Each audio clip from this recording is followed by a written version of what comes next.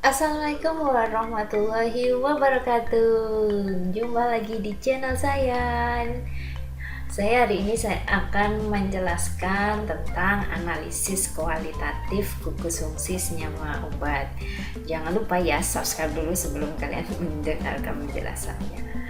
Oke, kita lihat apa itu analisis gugus fungsi. Jadi untuk gimana sih caranya analisis gugus fungsi dari senyawa obat? Yang pertama, kalian harus tahu dulu bagaimana struktur senyawa itu. Terus yang kedua, kalau sudah tahu gambar strukturnya, tentukan jenis gugus fungsinya dari gugus-gugus fungsi yang menempel di dalam struktur itu. Terus yang ketiga, karena kita analisis gugus fungsi, pastikan reagennya atau reaksinya adalah betul untuk analisis gugus itu. Misalnya mau analisis gugus keton, ya berarti bereaksinya untuk bereaksi keton. Terus kalau misalnya mau analisis senyawa aromatis, berarti reagennya untuk spesifik senyawa aromatis. Kemudian yang terakhir, yang keempat, yang paling penting adalah kalian baru menganalisa dari semuanya setelah ditambahkan reagen. Jadi gimana sih reaksinya? Itu pada proses analisa. Nah, saya di sini yang paling gampang ya. Kenapa harus paracetamol ya? Karena paracetamol sebagai contoh yang paling gampang ya. Jadi paracetamol ini merupakan senyawa obat NSAID, non-steroid anti-inflamasi drug. Ya, dia bukan turunan steroid, tapi yang berfungsi sebagai anti-inflamasi. Jadi ini merupakan turunan dari senyawa para-aminofenol. Ya, gimana para aminofenol? Ya berarti ada gugus amino, ada gugus fenol yang efeknya sebagai analgesik antipiretik. Nama lain paracetamol mungkin kalian udah kenal banget ya, yaitu acetaminophen. Nah, seperti ini struktur dari senyawa paracetamol ya. Coba kita lihat dulu ya. Jadi saya tadi kan mengajarkan mulai dari kalian harus gambar strukturnya dulu dari bahan obat. Oke, kita gambar struktur paracetamol. Jadi seperti ini paracetamol. Untuk nama IUPAC-nya yaitu N4-hidroksifenilacetamida. Ya, berarti dia punya atom hidroksil ya, karena hidroksilnya berikatan dengan gugus benzena, dia bisa menjadi suatu fenol. Nah, untuk asetamida ini berarti dia ada karbonil atau C yang mengikat O, itu namanya karbonil, dan di sampingnya ada NH sehingga disebut sebagai gugus asetamida. Nah, gugus amida, maaf ya. Dikatakan asetamida jika dia, nah ini dari asetil ya, atau gugus etil C, jadi 2 karbon, maka dia disebut asetamida. Jadi ini adalah asetamida, di sini adalah hidroksifenil. Nah, jadi kalian harus bisa menganalisis struktur ini ada apa aja. Ada gugus hidroksi, benzena, gugus amida, kalau digabung menjadi asetamida, kalau hidroksi digandeng dengan gugus fenil maka namanya hidroksifenil. Jadi seperti itu, sehingga namanya menjadi paracetamol.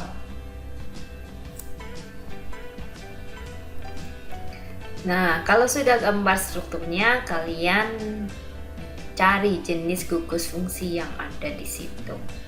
Ya, karena kita menganalisa gugus fungsi, jadi paracetamol yang ada di sini mengandung yang namanya gugus fenol. Fenol ini adalah benzena yang terikat dengan OH, itu fenol.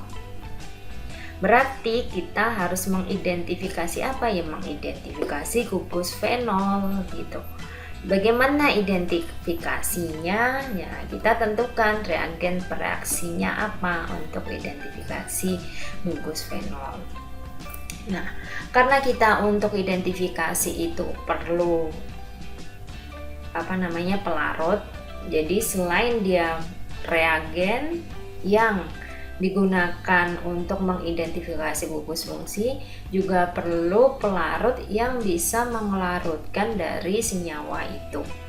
Kenapa perlu pelarut? Ya supaya nanti identifikasinya gugus fungsi itu bisa semuanya teridentifikasi, karena bahan obatnya harus larut dalam pelarut, baru kalian tambahkan dengan reagen atau bereaksi.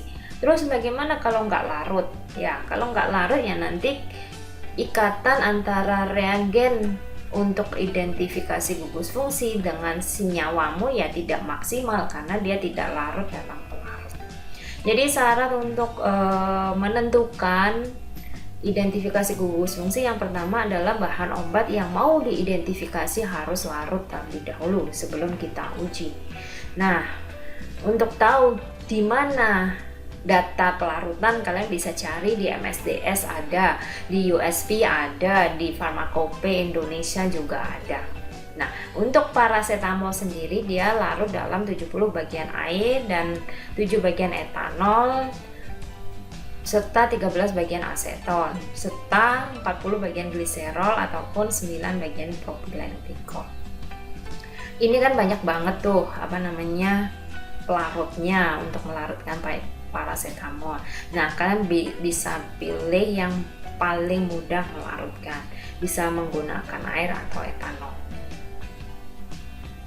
Kemudian kenapa tidak digunakan mungkin aseton atau gliserol ataupun propilen glikol?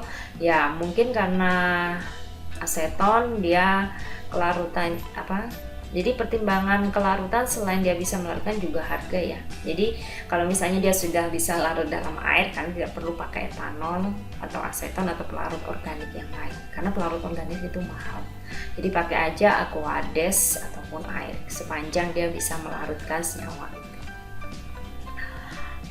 Nah, dinyatakan bahwa sampel mengandung gugus fenol saat ditambahkan dengan bereaksi atau reagen feriklorida atau FeCl3.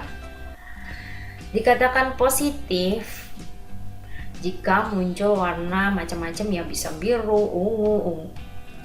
ungu kehijauan atau merah. Ini komanya hilang ya, atau merah kecoklatan. Untuk prosedurnya sendiri, nah ini macam-macam ya. Kalau misalnya dia yang termasuk fenol larut air, jadi PCT ini digerus supaya dia mudah dilarutkan, ditimbang seksama. Sebenarnya nggak perlu ditimbang, nggak apa-apa karena kita analisa kualitatif. Kemudian dimasukkan dalam tabung reaksi, ditambahkan Aquades sampai dia larut. Hasilnya nanti karena dia warnanya putih ya, paracetamol saat dilarutkan dalam air maka dia menjadi larutan bening, tidak berwarna. Bukan larutan putih ya, kalau putih itu seperti susu, jadi larutan bening itu seperti air. Kemudian kalau sudah larut dia ditambahkan dengan FeCl3 3 tetes, baru kita kocok dan kita amati warnanya. Kalau misalnya dia berubah warna menjadi merah, biru, hijau atau ungu, maka dia termasuk atau mengandung gugus fungsi fenol. Jadi seperti itu caranya. Terus bagaimana untuk analisanya? Nah, ini analisanya ini berkaitan dengan reaksi kimia. Sebenarnya kalian nggak usah alergi, reaksi kimia gampang banget ya. Yang penting tinggal dilihat, dicoba, digambar, ditulis gitu aja sih untuk reaksi kimia. Bagaimana warna biru violet itu bisa terbentuk atau warna kuning kemerahan atau coklat. Nah, ini karena ada reaksi antara gugus fenol dengan logam besi 3 atau Fe3+, sehingga membentuk suatu kompleks fenol Fe3+ yang berwarna biru violet. Untuk reaksinya kalian bisa lihat di sini ya. Jadi kalau misalnya di sini ada gugus fenol benzena yang terikat OH, ketika dia direaksikan dengan FeCl3, dia akan membentuk kompleks yang warnanya intensif, jadi kelihatan, tampak, tidak mudah pudar ketika ditambahkan reagen lagi, sehingga dia membentuk kompleks antara ion fenol dan Fe sebanyak 3, dan reaksi sampingnya adalah HCl. Untuk paracetamol sendiri bagaimana reaksinya? Di sini kalian bisa lihat ya gugus fungsi dari paracetamol yang awalnya serbuknya berwarna putih, saat dilarutkan dia akan menjadi warna yang bening. Kemudian direaksikan dengan FeCl3 yang dia dalam bentuk serbuk berwarna coklat atau kuning. Sehingga reaksinya membentuk 4-asetamidofenoksi iron atau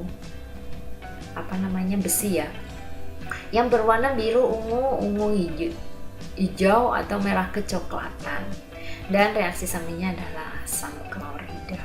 Jadi tinggal begitu aja, yang mana yang membentuk kompleks bahwa hidrogennya akan berikatan dengan Cl karena sedangkan oksigen yang bermuatan negatif akan mencari muatan positif yaitu Fe, sehingga oksigen berikatan dengan Fe.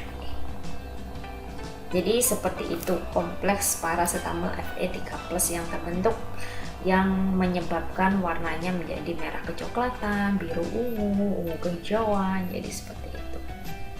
Untuk analisa kualitatif ini terkadang tidak terlalu spesifik sekali ya, karena warnanya bisa macam-macam. Tapi yang penting ini bisa sebagai reaksi atau analisa pendahuluan untuk dilanjut ke analisa penetapan dari paracetamol itu sendiri. Untuk analisa penetapan secara kualitatif bisa pakai instrumen untuk tahu apakah mengandung paracetamol atau tidak, gitu sih. Untuk latihannya, jangan lupa tentukan analisa kualitatif dari senyawa obat berikut, yaitu aspirin, amfetamin, fenacetin. Kalian bisa mulai sesuai dengan yang sudah saya jelaskan untuk mempermudah jawabannya. Oke, karena sudah selesai, jangan lupa subscribe, like, dan komen. Kalau misalnya kalian masih bingung, share ke teman-temannya supaya temannya juga tahu gimana sih caranya analisa kualitatif. Wassalamualaikum warahmatullahi wabarakatuh.